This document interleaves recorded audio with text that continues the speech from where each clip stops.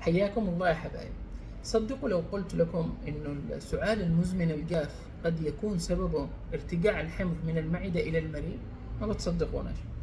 طبعا عندما يحصل ارتجاع من الحمض من المعدة إلى المريء، وكان هذا الارتجاع شديدا وصل إلى بداية المريء وصولا إلى البلعوم والحنجرة، سيحرض منعكس السعال ويسبب سعال مزمن جاف عند المريض، بالإضافة إلى إحساس حكة في الحلق مع شكوى أخرى، وهي حرقان شديد في أعلى البطن وحموضة يعاني منها المريض.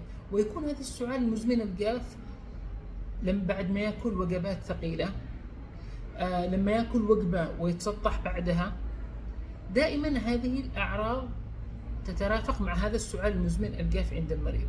هنا لابد أن يتنبه الطبيب أنه قد يكون سبب هذا السعال المزمن الجاف الذي يأتي للمريض بشكل نوبات وبعد الوجبات الثقيلة وعندما يتسطح بعد الوجبة، أنه قد يكون سببه هو ارتجاع الحمض من المعدة إلى المريء، وليس سببه عدوى في الجهاز التنفسي سواء البكتيريا أو الفيروسية أو السل، لأنه يجون هؤلاء المرضى ومعهم أشعة صدر وفحوصات من وإلى، مع أن الفحص السريري والقصة المرضية لا توجه نحو عدوى في الجهاز التنفسي، وليس يكون عنده ربو قصبي، لأنه غالبا هؤلاء المرضى ليس لديهم قصة مرضية سابقة للإصابة بأي نوبة تحسسية أو نوبة ربو قصبي، والمريض غير مدخن، وبالتالي سننفي أنه لديه التهاب مزمن بالقصبات، مع أن الالتهاب المزمن بالقصبات بسبب التدخين يكون لديه سعال مع بلغم كثيف.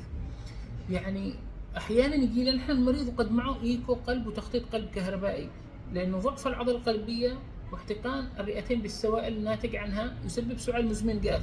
لكن هذا المريض ليس لديه قصة مرضية لضيقة نفس وصدره صافي بالفحص السريري يعني بالسماعة، فلا نتوجه إلا حسب شكوى المريض وفحصه السريري.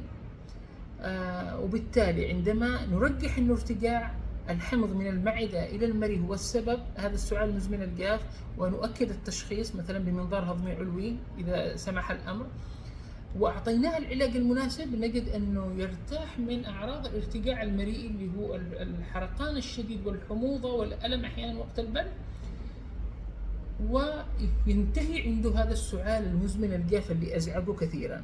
أشكركم على حسن الإصغاء، كنت معكم أخوكم الدكتور أشرف سعيد.